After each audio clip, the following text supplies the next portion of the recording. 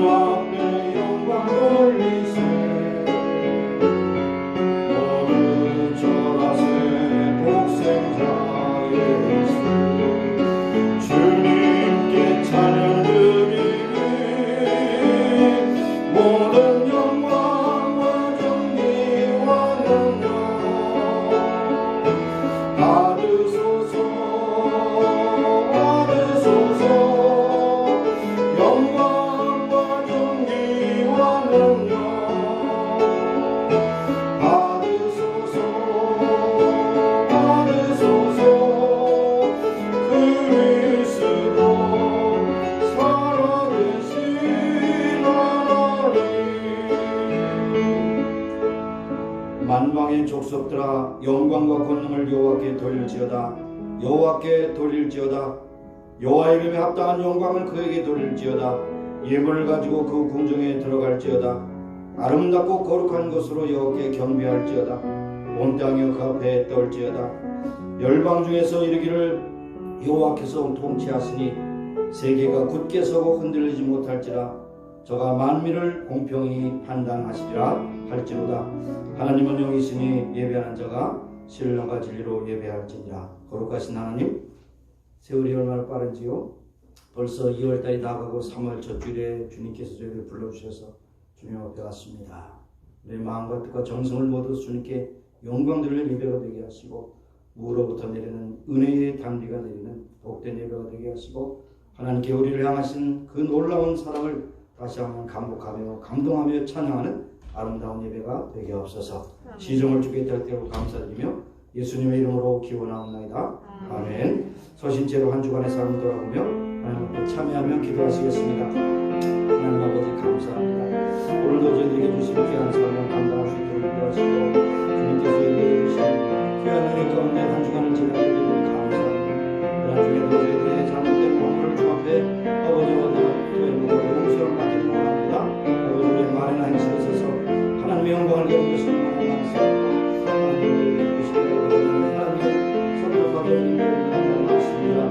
이들고 시간에 지은 죄가 많사고 아버지 알고도 아버지 모르고 지은 죄가 많사고 우리의 죄악을 씻어주시고 인도하시고 용서하셔서 오늘 깨끗하고 정결한 제물로 주 앞에 드려지는 시간이 되게 하시고 한 사람도 거저하다 거저하는 심령 있게 하시고 하나님 앞에 예배드리고 죄 씻음 받고 하나님께 주실 말씀을 받고 세계를 향하여 하나님의 영광을 나타내는 신받는 귀한 믿음의 심령으로 저희들의 처사로 저희들의 삶을 통으로 돌아갈 수 있도록 시종을 주께서 주관하시고 인도하여 주옵소서. 감사드리고 기도합니다. 아멘. 여호와여 주께서 죄악을 감찰하신 때 주여 누가 그 앞에 설 수 있게 싸움나이까. 그러나 사유하심이 주께 있으면 주를 경외케 하심이니이다. 이스라엘아 여호와를 바랄지어다. 여호와께서는 인자하심과 풍성한 구속이 있으며 저 이스라엘의 모든 죄악에서 구속하시리로다. 하나님 오늘도 저희들의 모든 추악하고 더러운 죄악을 예수님의 피로 정결하게 씻어주셔서 하나님 앞에 정한 제물로 드려지는 복된 예배가 되게 하옵소서. 예수님의 이름으로 감사하며 기도합니다. 아멘. 네, 앉으셔서 43장 보겠습니다.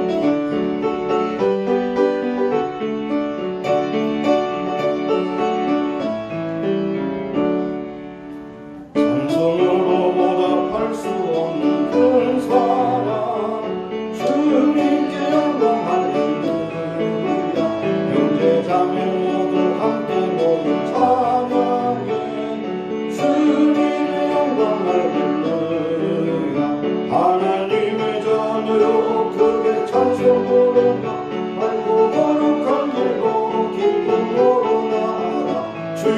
보좌 앞으로 속히 들어가겠네.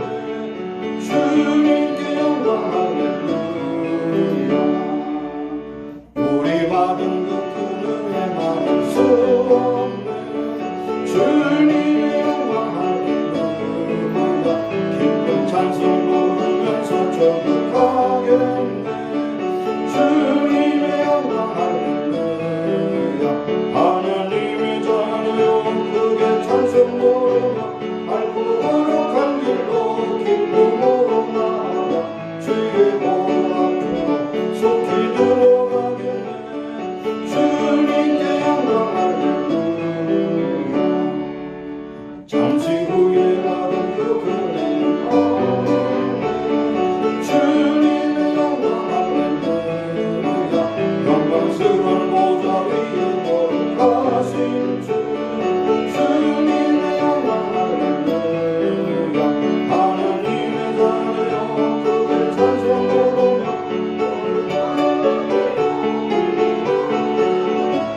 그의 보좌 앞으로 속히 들어가겠네. 주님의 영광 할렐루야. 한국 백성 천국에서 소리 높여서 주님의 영광 할렐루야. 영광으로 찬양하겠네. 주님의 영광 할렐루야. 하나님의 자녀여 크게 찬송 부르며 밝고 거룩한 길로 기쁨으로 나아가 주의 보좌 앞으로 속히 들어가겠네. 주님의 영광 할렐루야. 아멘. 기도하시겠습니다. 거룩하시고 자비로우신 하나님, 오늘도 저희들 많은 사람들 가운데 택정하여 주시고 불러주시고 하나님의 자녀로 삼아주심을 인하여 감사와 찬송과 영광을 돌립니다. 세상에 많은 흉흉한 소식들이 들어오며 여러 부정적인 소식들이 들려오는 가운데 있사오나 하나님 언제나 우리에게 복된 소식으로 기쁨의 소식으로 또 참된 소식으로 우리에게 말씀해 주심을 감사합니다. 우리가 이러한 곤란한 시대에 하나님의 말씀에 집중하게 하시고 하나님 앞에 기도에 집중하는 거룩한 백성이요 마지막 시대를 살아가는 그리고 주님의 재림을 기다리는 성도로서 날마다 구비시켜 주시고 훈련시켜 주시기를 원하고 기도합니다. 아버지 하나님, 오늘도 우리 믿음의 형제 자매들 가운데서 병들고 고통 가운데 이 자리에 나오고 싶지만 나오지 못한 심령들이 있습니다. 있는 곳에서 주 앞에 영광 찬미를 돌리게 하시고 우리와 똑같은 심정으로 하나님 앞에 경배하고 찬양하는 시간이 되게 하시며 오늘도 그곳에서 주시는 하나님의 은혜를 머금고 세상을 싸워 이기는 귀한 믿음의 용사들이 다 되기를 소원하고 기도합니다. 하나님께서 이만을 이 땅에 세우셨습니다. 피로 값주고 사신 교회, 참으로 귀한 교회요 구원의 방주요 영혼의 안식처요 진리의 처소가 될 수 있게 하시고 세상을 향하여 복된 말씀을 증가해 많은 영혼들을 주 앞으로 인도하는 마지막 세에 쓰임받는 교회가 되기를 원합니다. 건강한 성도가 되게 하시고 행복한 섬김이 되게 하시고 즐거운 하루하루가 되게 하시고 하나님께 주신 그 귀한 사명을 끝까지 감당하는 마지막 시대에 쓰임받는 교회 모든 교우들이 될 수 있도록 역사해 주옵소서. 우리가 사는 미국 땅을 복 주신 하나님 감사합니다. 그러신대로 정말로부터 모든 주지사에 이르는 모든 참 하나님의 참 지도자들이 먼저 하나님을 두려워하게 하시고 백성을 사랑하는 마음으로 저들의 책임을 감당할 수 있도록 인도하시고 오직 심판자는 하나님이심을 저들이 두려운 마음으로 생각하며 백성들 향한 저들의 수고를 아끼지 않고 충성신하는 저희들이 다 되게 하시고 미국을 강력한 나라로 세워주시면 다만 마지막 시대에 쓰임받는 귀한 나라로 쓰임받기를 원하는 하나님의 깊은 아버지 또 목적이 있는 줄로 믿습니다. 이 목적을 이루어드리게 하시고 아직까지도 미국이 강대국이 되어서 세상에 가장 많은 선교사를 파송하고 의료진을 파송하고 궁결사역을 감당하며 하나님께서 쓰시는 도구가 됨을 감사합니다. 계속해서 쓰임받기를 원하고 기도합니다.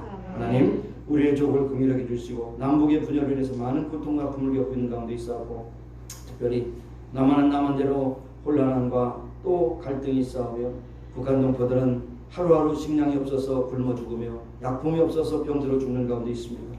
아버지, 이런 모든 사정을 주께서 아시오니 특별히 북한 동포들 가운데서 믿음의 형제들 자매들이 부르짖고 기도하는 저들의 기도를 들으시고 응답하셔서 통일을 이루시고 세계 만방의 복음을 증가하는 귀한 나라 한국과 미국이 함께 동역하여 세계 만방의 복음을 증가하는 나라로 굳세게 세움받게 하여 주옵소서.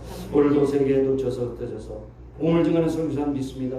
이러한 열악한 가운데서도 불구하고 말씀을 가지고 가사오니 저들에게 은혜와 능력을 덧입혀 주시고 필요한 물질도 건강도 은혜도 능력도 주셔서 저들의 책임을 잘 감당하며 하나님께 영을 돌리고 그래도 기쁜 소식이 증거되게 하여 주옵소서. 세계가 코로나 바이러스라고 하는 사태로 인해서 많은 사람들이 뭉쳐들고 병들어 죽어가기도 하고 백신을 맞으면서 회복되는 가운데 있습니다. 모든 것이 하나님이 함께 하시 않으면 다 소용이 없습니다. 하나님께서 다스려 주셔서 이제는 움츠린 마음들을 펴고 이제 새로운 삶의 도전으로 돌아오게 하시고 이제 모든 사람들이 하나님이 함께 하시 않으면 안 된다고 하는 그런 믿음을 가지고 돌아오는 그런 기회가 될 수 있도록 역사하시고 이를 위해서 수고하는 또 일선의 의료진들에게도 복 주셔서 저들의 책임을 잘 감당할 수 있도록 은혜 베풀어 주시옵소서. 오늘 하나님께서 세우신 귀한 교회를 또 섬기기 위해서 많은 종들을 불러주셨고 기관들을 세우셨사오니 기관마다 하나님께 영광 천을 돌리고 믿음으로 승리하게 하시고 주 앞에 서는 그날에 잘했다 칭찬받는 믿음의 청지기들이 다 볼 수 있기를 간절히 소원합니다. 하나님 오늘도 주의 종에게 말씀을 맡겨주셨사오니 믿음의 조상 아브라함이 어떻게 믿음을 지키고 선한 싸움을 싸우는가 함께 나누고 은혜 받는 귀한 시간이 될 수 있도록 인도하여 주시기를 원합니다. 감사드렸고 예수님의 이름으로 기도드리옵나이다. 아멘.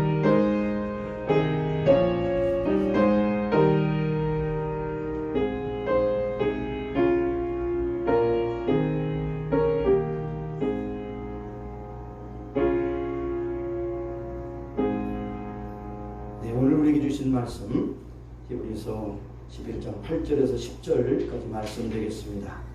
자, 8절에서 10절 세 절에 해당되는 말씀으로 함께 합독하도록 그렇게 하겠습니다. 믿음으로 아브라함은 부르심을 받았을 때에 순종하여 장래 기업으로 받을 땅에 나갈새 갈 바를 알지 못하고 나갔으며 믿음으로 저가 외방에 있는 것 같이 약속하신 땅에 우구하여 동일한 약속을 유업으로 함께 받은 이삭과 야곱으로 더불어 장막에 거하였으니 이는 하나님의 경영하시고 지으실 도가 있는 성을 알았음이니라. 아멘. 믿음으로 아브라함은 부르심을 받았을 때 순종했다라고 하는 것이 사실 가장 중요한 문장이 되겠습니다. 부르심을 받았을 때 찬양이요. 예, 그렇죠. 예, 잠깐요. 그래, 찬양 340자 부른 후에 말씀을 함께 나누도록 하겠습니다. 박수 치신 분은 박수 치셔도 됩니다.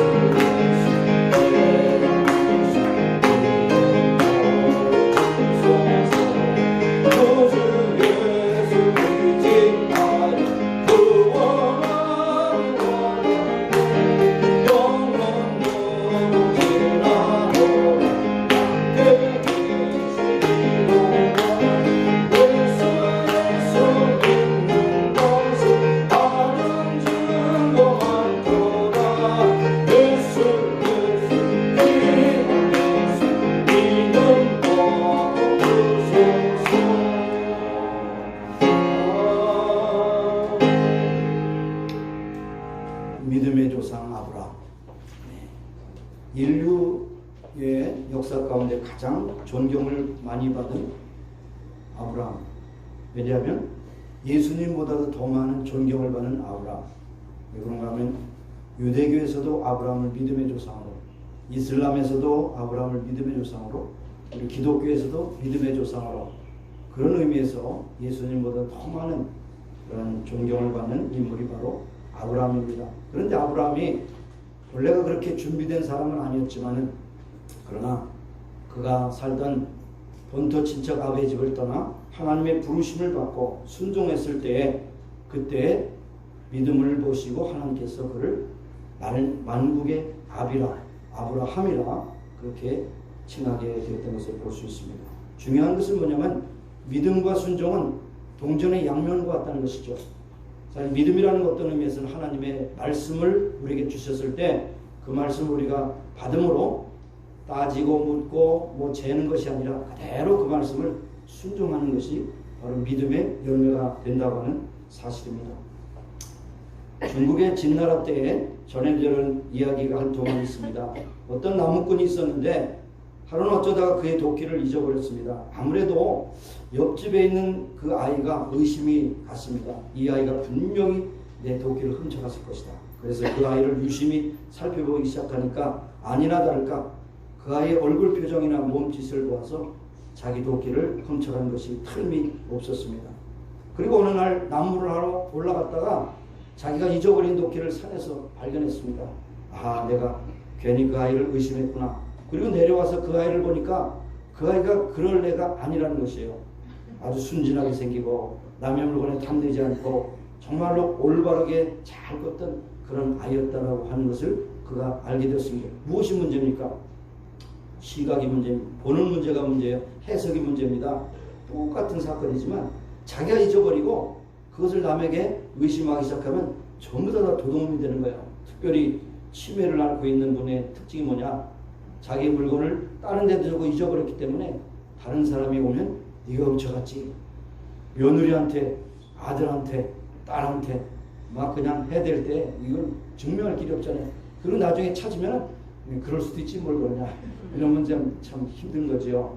어쨌든 똑같은 사건이지만 보는 사람의 관점에 따라서 다르다고 하는 사실을 우리가 알 수가 있는 것입니다. 또 하나의 예를 들어보면 초대교회, 우리나라 초대에 이제 선교사님들이 많이 들어오셔서 좀 한국말을 배우려고 힘들어서 한국말을 뜨듬거리면서 이제 많은 사람들에게 말씀을 전했는데, 특별히 이제 올해가 3.1 운동 102주년이 지난 해죠. 그때 3.1 운동 때에도 가장 많은 피해를 받은 사람들이 기독교인입니다. 제암리라고 하는 교회는 완전히 바깥에서 못질을 해가지고 교회 안에 있는 사람들 한 105명, 정확한 숫자는 105명 정도를 완전히 불질러서 태워 죽였어요. 다른 사람들은 많이 당하지 않았지만 왜 기독교인들이 많이 당했냐? 기독교인들은 하나님 말씀을 받았을 때 우리는 누구에게도 얽매이지 않는다 라고 하는 것을 생각하며 조국을 위해서 분연하게 일어서 태극기 만세운동을 불렀을 때 가장 표적이 된 것이 기독교인이었다는 것이죠. 그리고 기독교인들은 거짓말을 못하기 때문에 형사들이 취조하면 너 독립만세 운동에 참여했지 그러면 네 그래가지고 잡혀서 또 가진 고문을 당했다는 것이죠. 어떤 때는 순진한 것이 문제가 되긴 하겠지만, 근데 이제 그 선교사님들 얘기를 듣자면 옛날에 제주문이라고 하는 드라마도 여러분 보셨습니다만 옛날에는 뭐 한약에 의존해서 살았고, 한약은 이제 좀 장기적으로 필요하지만 단기적으로 종기가 나거나 인펙션이 생겼을 때 좋은 것이 뭡니까? 페니실린이죠. 근데 한국에서 무슨 페니실린을 구할 길이 없잖아요. 그럼 외국 선교사들이 가지고 온 약품이 좀 있어서 가지고 있다가 사람들이 이제 그런 일을 당하면 이제 주는데, 어떤 양반이 체면불가하고 자기는 믿는 사람이 아니에요. 그래도 아프니까 어떻게 종기를 가지고 왔어요. 선교사님, 제가 교회는 안 다닙니다만은 체면불가하겠습니다. 종기를 보니까 막 고름이 잡혀가지고 막 굉장히 흉측한 모습을 보여요. 그래서 거기 좋은 약이 있으니까 이 약을 드립니다. 가서 다 하루에 3번씩 이렇게 꼭 잡수세요. 그랬더니 양반이 뭡니까? 양반 체면이 뭐예요? 양반 체면이에요. 그냥 공짜로 받는 것은 양반 체면이 꾸겨지는 거 아닙니까? 약값이 얼마입니까? 그랬더니 공짜입니다. 나는 선교사고 복음을 전하는 사람이기 때문에 그것은 약값은 공짜입니다 라고 했으니까 이분이 그것을 받긴 받았지만 오면서 생각하는 겁니다. 세상에 공짜가 어디 있어. 분명히 이건 말도 안 되는 약인데 이걸 먹으면 낫긴 몰라. 그래서 그냥 길에다 버려버렸어요. 이게 뭡니까? 페니실린이라는 것을 먹으면 날 텐데 안 먹고 버렸다. 무엇이 문제입니까? 믿음의 문제지요. 시각의 문제인 것을 여기 볼 수가 있는 것입니다. 아무리 좋은 약이라도 여러분도 마찬가지예요. 약을 처방받고 안 먹는 분들이 많이 있어요. 그렇죠? 그런데 일단은 약을 처방받으면 의지하고 믿어야 됩니다. 먹어야 돼요. 그렇죠? 우리 한의사 된 우리 박기선 집사 되겠지만 제가 눈이 들는 얘기지만 한의학에서 가장 중요한 건 뭐냐? 삼합이 맞아야 돼. 삼합. 참고로 하세요. 먼저는 한의사의 정성 어린 진맥과 그 모든 처방이 중요한 것이죠. 그래서 한의사가 침을 주든지 아니면 한약을 이제 처방해서 주면 그 다음에 두 번째, 첫 번째 뭐예요? 한의사의 정성 어린 그런 인술이 중요한 것이. 두 번째 뭡니까? 그것을 가져와서 약탕반에 해가지고 참 지금은 가스 불에 하고 뭐 전기 오븐에 하지만 옛날에는 다 불을 펴가지고 이렇게 하면서 콜록콜록 하면서 했잖아요. 이렇게 하면서 약탕반에 또 넘어가면 끌어넘으면 안 되니까 그걸 지켜보고 또 보고 또 보고. 그러니까 다리는 사람의 정성. 두 번째. 근데 세 번째 가장 중요한 건 뭐냐? 먹는 자의 믿음. 이 삼합이 맞아야 효과가 있다는 거죠. 오늘날 마찬가지, 서양 의술도 마찬가지입니다. 의사가 아무리 좋은 약을 줘도 에이 이거 먹으면 어떻게 해. 그냥 주긴 줬지만 그냥 버리든지 남을 주든지 모르겠지만 그것도 문제인 것이죠. 어쨌든 우리가 믿지 않으면 사건이 일어날 수 없다는 그런 사실을 우리에게 말씀하고 있는 것입니다.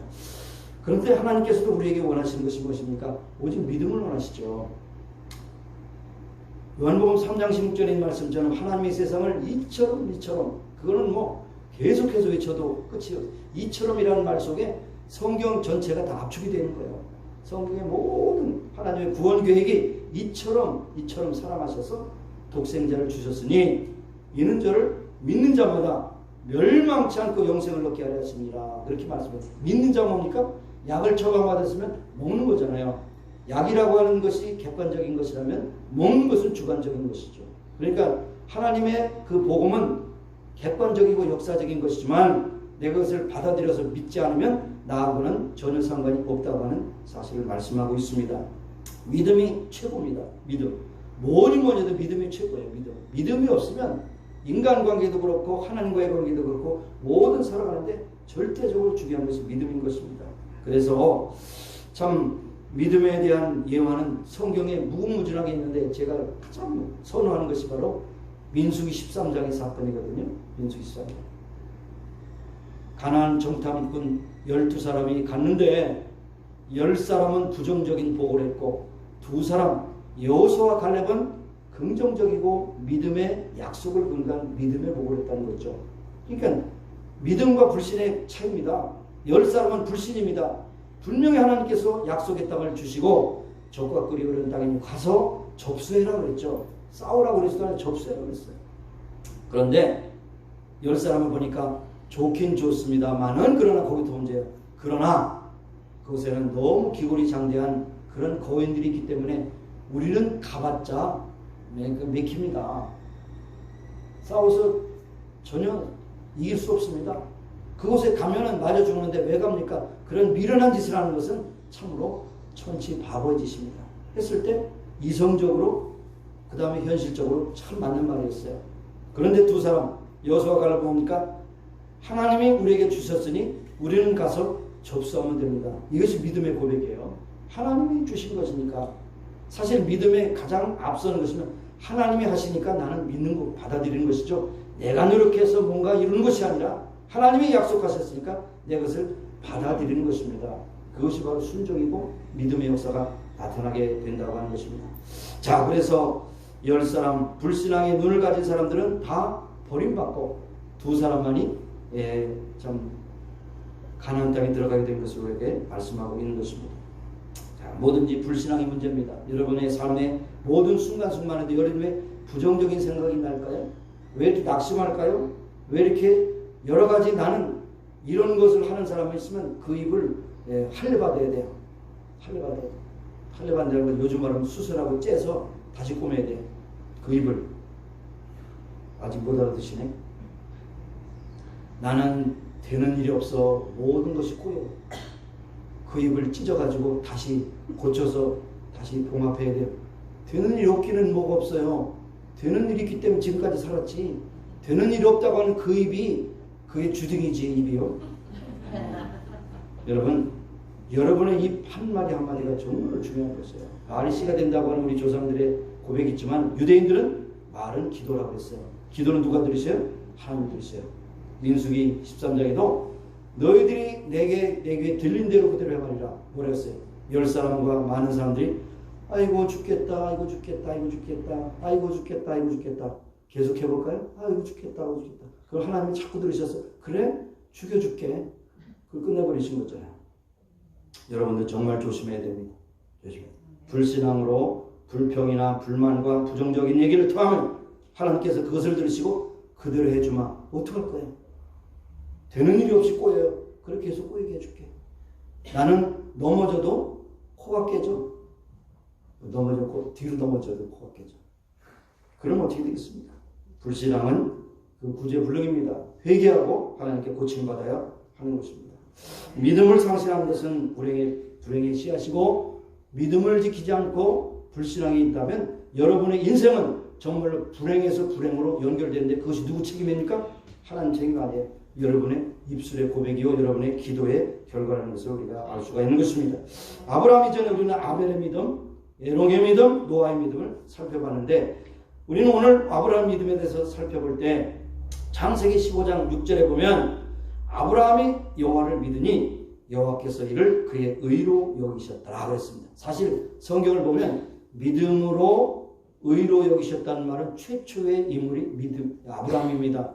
아벨도 그런 말 하지 않으셨고 또 노아도 그런 말 안 하셨어요. 그러나 바로 이 믿음에 있어서는 최초로 성경에 기록된 것이 이 15장 6절입니다. 예, 다시 보면 아브라함이 하나님을 믿으니 여호와께서 이를 그의 의로 여기셨다. 의롭게 됐다는 거죠. 그래서 아브라함 이전의 세 인물 아벨과 에녹과 노아는 그들의 삶을 기록하고 있는 구약 성경 창세기 자체는 믿음이라는 단어를 쓰지 않습니다. 그러나 히브리서 기자는 그들의 삶을 전체적으로 볼 때 그들의 믿음으로 행했다는 것을 그렇게 조명하고서 우리에게 설명하고 있는 것을 볼 수 있습니다. 자, 그럼 오늘 믿음의 조상 아브라함 믿음을 한번 우리가 나눌 수 있기를 바랍니다. 첫 번째로 믿음으로 아브라함은 하나님의 부르심에 순종했다는 것이죠. 예, 순종. 사실 순종이 쉽지 않습니다. 여러분, 순종하려면 사실은 내 관점을 뜯어고쳐야 되죠. 내 경험을 뜯어고쳐야 되죠. 내 생각을 뜯어고쳐야 되죠. 내 감정을 뜯어. 우리가 특별히 남성은 이제 60세가 넘어가면 굉장히 이모셔널해지고 여자는 더 아주 액티브해지는 것이죠. 그러니까 60 넘어가고 이제 큰 소리 치면 안 되죠. 남자들이요.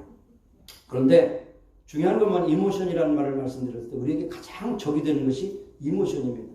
우리 믿음의 적이 되는 것이 이모션이에요. 기분이 오늘 좋지 않은데 그러면 믿음이 일단 확 나락을 날개 없이 추락하는 새우같이 추락하죠. 어느 날 기분이 막 업돼가지고 그냥 세상을 당하는 것 같아요. 이 기분이 우리의 믿음을 좌우해서는 안 돼요. 우리의 믿음을 좌우하는 것은 약속을 굳건히 믿는 것입니다.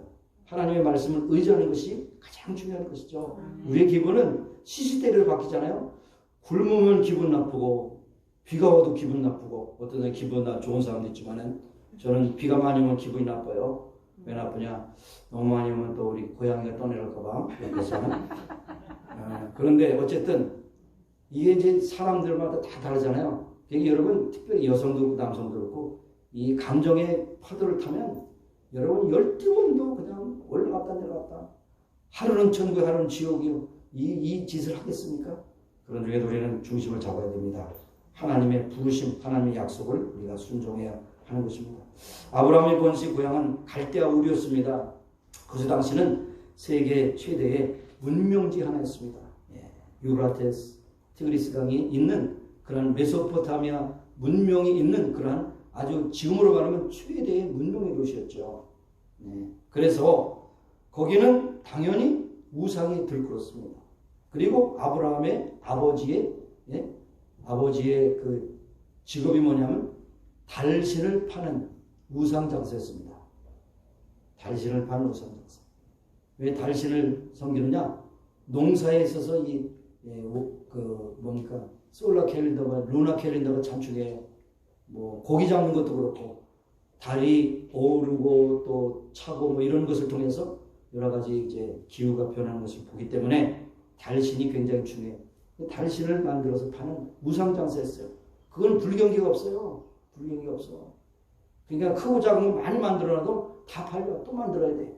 그러니까 뭐 돈이 굉장히 잘 벌리는 우상장사였습니다. 그런데 어느 날 하나님께서 아브라함아, 예, 그랬더니 너는 본토 친척 아비의 집을 떠나 내가 너에게 지시할 땅으로 가라.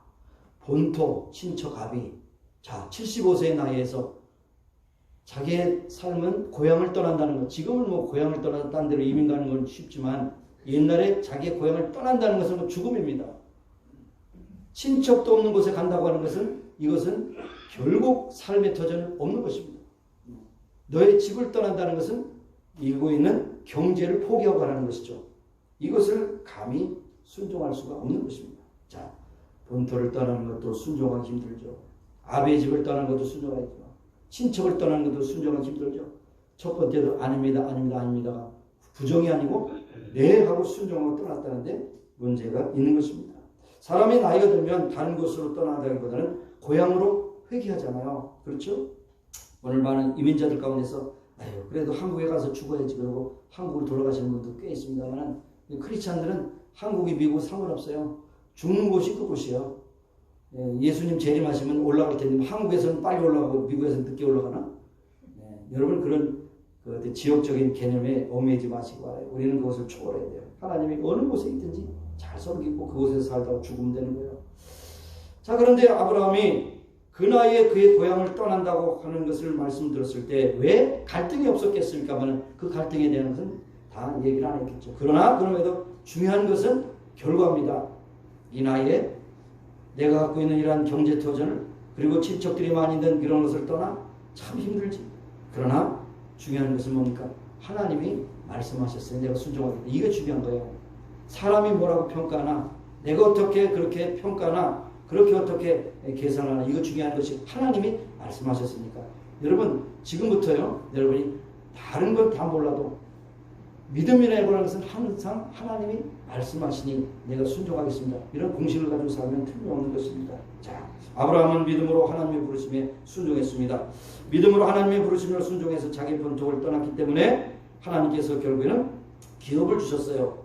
믿음으로 하나님을 부르심에 순종했기 때문에 사랑하는 성도 여러분, 아브라함의 하나님은 우리 하나님이십니다. 그 옛날 아브라함을 택하여 부르셨던 하나님은 오늘날 우리도 택하여 불러주셨습니다. 우리가 떠나야 할 그때에 갈대아가 어디 있습니까? 우리가 바라보며 나갈 우리의 가나안은 어디입니까? 갈 바를 못했지만은 하나님의 부르심에 순종해서 나갈 때에 하나님은 우리의 발걸음을 인도해 주시는 겁니다. 우리의 삶을 책임져 주십니다. 이스라엘 백성들이 출애굽했을 때 생각해 보시기 바랍니다. 그들은 하나님의 부르심에 순종해서 죄와 우상의 나라 애굽 땅을 떠났습니다. 그들은 갈 바를 알지 못했으나 하나님은 항상 앞서서 가셨습니다.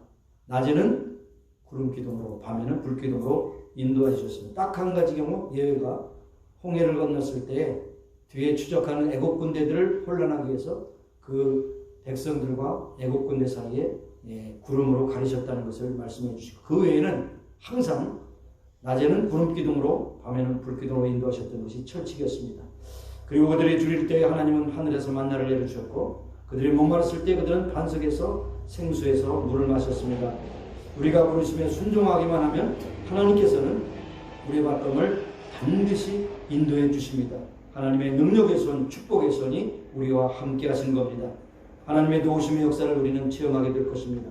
벤자민 프랭클을 여러분 잘 아시죠? 그분은 인생을 살면서 노년에 이런 삶의 고백을 했다고 합니다. 첫째로 나의 삶이라고 해서 내 마음 먹은 대로 되지 않았다라고 하는 것입니다. 두 번째로 내 삶을 온전히 주관하시는 분 전능하신 하나님이셨다. 여러분 다 공감하시죠? 오늘 중요한 것은 세 번째입니다. 지금까지 내가 살아오면서 하나님의 뜻에 순종한 만큼 내게는 행복이 있었고 내게는 성공이 있었습니다. 여러분 여기 앉아있는 모든 분들은 다 성공한 분이라고 저는 믿습니다. 왜냐하면 성공하지 못했다면 벌써 이 세상 사람이 아닐 것입니다. 하나님의 부르심에 순종하는 우리들이 되기를 바랍니다. 하나님 결코 우리를 실망시키지 않으십니다. 반드시 우리의 믿음의 아름다운 보상을 해주실 줄로 믿습니다. 하나님의 부르심에 순종했던 아브라함의 믿음이 우리의 모든 사람의 믿음이 되기를 간절히 소원합니다. 두 번째로, 믿음으로 아브라함은 하나님의 약속을 붙들었습니다. 9절 말씀해 보시니까 믿음으로 저가 외방에 있는 것 같이 약속하신 땅에 우거하여 동일한 약속을 유업으로 함께 받은 이삭과 야곱으로 더불어 장막에 거하였더라 말씀했습니다. 아브라함은 드디어 하나님께서 지시한 땅 가나안에 갔지만은 그곳은 하나님께서 그의 후손에게 주리라고 약속한 땅이었기 때문에 아브라함이 그곳에 있었을 때는 즉시 소유할 수가 없었습니다. 네. 사도행전 7장 5절에 보면 스데반 집사님은 이렇게 말합니다. 아브라함은 상하생전 그곳에서 발붙일 만한 만큼의 유업도 얻지 못했다고 했습니다. 그의 소유했던 유일한 땅은 우리가 아는 대로 그의 아내를 먼저 장사지었던 막벨라 밭이 전부였습니다. 아브라함은 하나님께서 약속하신 땅이었지만 마치 이방인처럼 외국인처럼 그곳에서 오고 있습니다. 그야말로 타향살이를 했습니다. 더군다나 아브라함은 그곳에서 정착하면서 살지 못했습니다. 장막을 치고 여기저기 옮겨 다녔습니다. 그뿐 아니라 그의 아들 이삭 때에도 그의 손자 야곱 때에도 역시 마찬가지였던 것을 볼 수 있습니다. 그렇다면 아브라함은 낙심할 수도 있었을 거죠. 내가 도대체 왜 이곳에 왔단 말이냐, 울려고 왔던가 웃으려고 왔던가 이렇게 할 수도 있었지만은 그러나 그렇게 하지 않았습니다.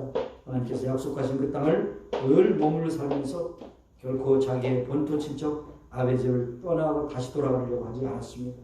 그렇게 된 중요한 동기가 무엇입니까? 9절에 믿음으로라고 하는 것입니다. 하나님의 약속을 붙들고 인내하면서 기다렸습니다. 아브라함의 그런 어떤 생각과 그 사상을 믿는 것이 아니라 하나님의 약속을 붙들었습니다. 비록 최근에 애굽 땅에 내려간 적이 한 번 있었지만 잠시 동안 있었고 그곳에서 오히려 아내된 사라를 잃을 뻔했던 위기를 거쳐서 다시 돌아오게 되었던 것입니다. 창세기 24장에 보면 아브라함이 엘리에셀이라고 하는 종을 시켜서 자기가 살던 고향 메소포타미아로 아들의 신부감을 그렇게 데려오도록 그렇게 한 적이 있습니다. 그 엘리에셀이 묻습니다. 만일 신부감이 이곳에 오지 않으려면 어떻게 하면 좋겠습니까? 주인님이 아들을 제가 그곳으로 데리고 갈까요? 그랬을 때 아브라함은 결코 그렇게 하지 않았어요. 중요한 것은 하나님께서 나를 이곳으로 보내실 때에 이 땅에서 나와서 내 후손에게 주리라고 약속하셨기 때문에 반드시 우리는 이 땅을 떠날 수 없다. 그렇게 해서 하나님의 약속을 끝까지 인내하면서 기다렸습니다. 어찌 보면 인생은 기다림의 연속이라고 할 수 있습니다. 네. 우리가 아는 대로 재배기간이 짧은 것은 쌉니다. 그러나 재배기간이 긴 것은 10년, 20년 만에 나오는 그런 열매는 굉장히 고가에 판매되는 것을 볼 수 있죠. 우리의 믿음도 마찬가지입니다. 인내하고 견딜 때 반드시 하나님의 약속이 이루어지게 될 것을 믿습니다. 그러므로 저와 여러분은 하나님의 약속을 분명히 확실하게 믿음으로 붙들기를 원합니다. 이것이 바로 아브라함이 보여준 두 번째 아름다운 믿음의 증거인 것입니다. 자, 우리는 그런데 어떻습니까? 너무 조급하지 않습니까? 축복도 당장 받아야 되고 기도도 당장 응답받아야 될 질서를 부립니다. 일생을 고사하고 10년 안이 1년도 되지 못해서 기다리지 못하고 우리가 조급하게 내달리는 것이 사실이죠. 아브라함이 먼 안목을 바라보면서 하나님의 약속을 포기하지 않는 인내하는 믿음을 가진 것처럼 우리도 그런 믿음의 소유자들이 다 되기를 소원합니다. 여러분 잘 아시는 대로 아브라함 링컨이 남북전쟁에서 승리함으로 말미암아 노예가 해방이 되었습니다. 많은 상처를 받았습니다. 힘들고 경제적으로 좀 피폐하게 되었는데 그 후에 얼마 지나지 않아 아브라함 링컨은 암살을 당하게 되었습니다. 그래서 부통령이었던 앤드루 존슨이라는 분이 이제 대통령으로 승계가 되었는데 그때 이제 어떤 일이 있었는가 하면 소련에서 미국의 알래스카를 사라고 제안했습니다. 알래스카의 가격이 그 당시 720만 달러. 오늘날 말하면 굉장히 싼 거죠. 근데 그 당시에는 또 가치가 있었으리라고 생각합니다만, 그런데 사람들이, 특별히 의회 의원들이 도저히 용납이 안 됩니다. 아시다시피 우리가 남북전쟁을 인해서 지칠 대로 지쳐 있었고, 그리고 경제는 이렇게 어려우게 됐는데, 왜 이러한 시기에 쓸모없는 눈 덮인 땅을 사서 우리를 괴롭히게 하느냐? 안 된다. 절대로 안 된다. 그때 국무장관이었던 윌리엄 수어드라고 하는 사람은 의원들을 설득했습니다. 여러분, 우리는 알래스카의 눈 덮인 모습을 보고서 그 땅을 사고자 하는 것이 아닙니다. 그 땅에 묻혀져 있는 무궁무진한 보물들, 눈에 보이진 않지만 엄청난 지하자원들이 있다고 하는 것을 우리가 생각할 때 그 땅을 사고자 하는 것이고, 사실 우리의 세대를 위해서가 아니라 그 땅을 사고자 하는 본 뜻은 우리의 다음 세대, 우리의 후손을 위해서 그 땅을 사고자 합니다. 강력하게 호소해서 의원들의 마음이 움직이게 되었습니다. 그래서 드디어 동의를 구해서 알래스카를 사게 됐습니다. 근데 여러분 어떻습니까? 알래스카가 지금 미국 50개 주 중에서 가장 잘 사는 주로 되어 있습니다. 저도 그곳에 가서 수베니어로 매매한 증서를 사왔습니다. 720만 달러 샀다고 하는 사인이 있고, 윌리엄 스워드 사인이 거기 있습니다. 그런데 여러분, 알래스카가 그렇게 잘 살게 된 것이 눈 덮인 것이 있기 때문이 아니라 그 속에 있는 지하자원, 천연가스, 석유, 금, 또 바다에는 황금, 어장, 그리고 산에는 울창한 산림, 이 모든 것이 다 알래스카의 재원입니다.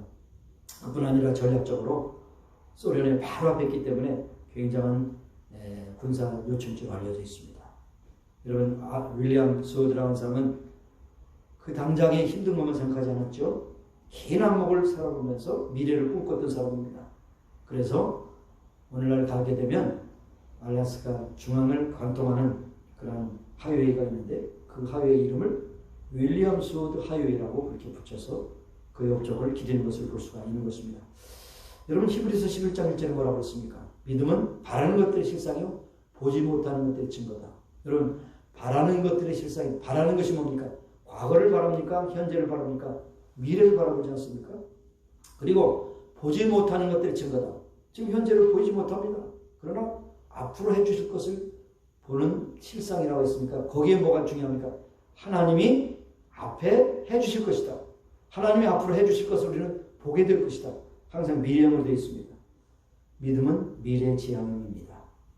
머나먼 안목을 바라보는 것이고, 때로는 남들이 보지 못하는 것을 보게 하고, 다른 사람이 듣지 못하는 것을 듣게 하고, 남들이 생각하지 못하는 것을 생각해 하고, 다른 사람들이 만지지 못하는 것을 만지게 하는 것이, 남들이 불가능하다고 보는 것이 가능케 하는 것이 바로 믿음인 것입니다. 그러므로 사랑하는 여러분, 현실이 없다고 해서 너무 다 주저앉고 낙심하지 마시기 바랍니다. 현실에 안주하기 때문에 믿음의 역사를 받는 그런 어리석음을 범하지 않기를 바랍니다. 아브라함처럼 먼 안목으로 바라보면서 하나님의 약속을 붙들고 끝까지 인내하면서 기다리는 믿음의 승리자들이 되시기를 주의 이름으로 축원합니다. 세 번째로, 믿음으로 아브라함은 영원한 본향을 바라봤다고 했습니다. 10절 말씀에 보니까 이는 하나님이 경영하시고 지으실 터가 있음을 바라보라. 그 성이 있음을 바라보라. 아브라함이 사람이 경영하고 손으로 지은 성을 바라보고 살지 않았고, 그는 친히 하나님이 경영하시고 하나님의 손으로 지은 새 예루살렘과 새 땅을 바라보면서 살았다고 했습니다.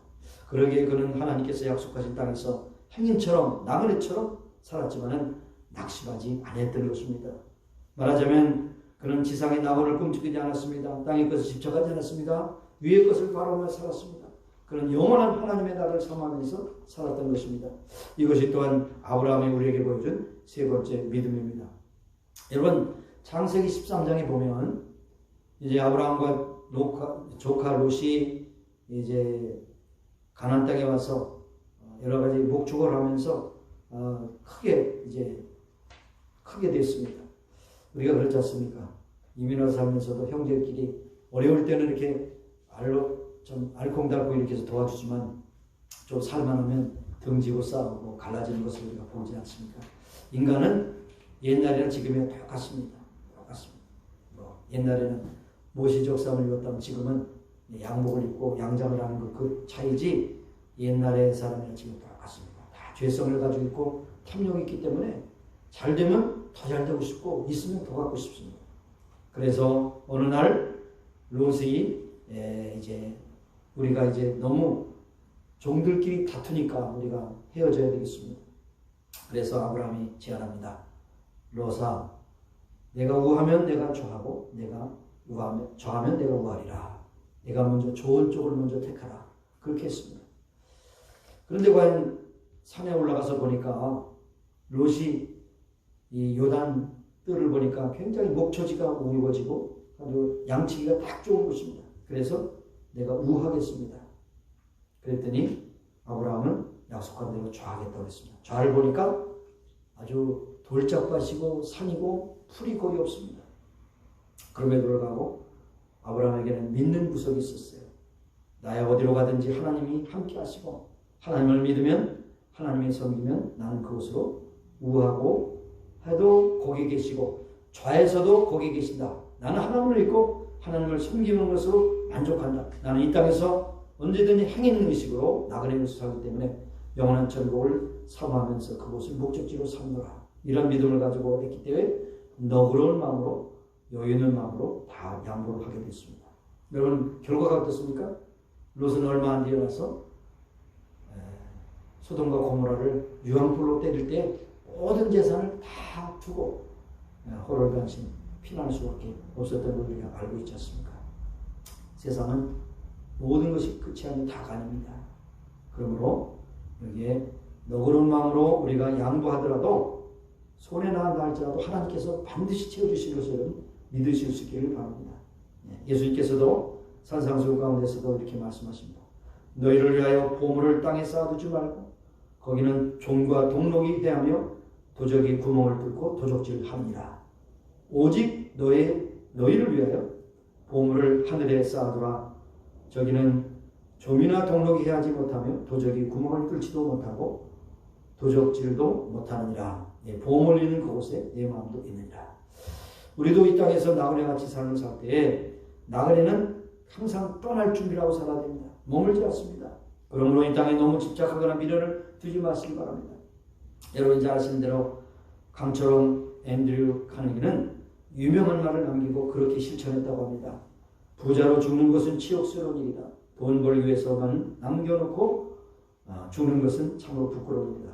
자기 말대로 그의 말년에는 다 모든 것을 사회에 기증하고 교회에 풍금을 사주고 교회를 지어주고 이렇게 해서 다 쓰고 갔다는 아름다운 믿음을 남기게 되었습니다. 여러분 이 세상에서 누가 존경을 받습니까? 살아서가 아니라 돌아간 후에도 계속해서 존경을 받는 사람들은 자기가 가진 물질이든 학문이든 그것을 다 쓰고 갔다는 그런 데 공통 분모가 있는 것입니다. 그들은 하나님께서 자기들에게 맡겨주신 물질을 하나님의 영광에서 바르게 가볍게 사용하게 된 것입니다. 사랑하신 여러분, 우리의 시민권은 어디 있습니까? 미국에 있습니까? 혹은 한국에 있습니까? 빌립보서 3장 20절에 우리의 시민권은 하늘에 있는지라. 하늘에 있습니다. 이 세상의 것은 잠시 잠깐 동안 있다 없어지는 것이고 하늘의 것은 영원한 것이라고 했죠.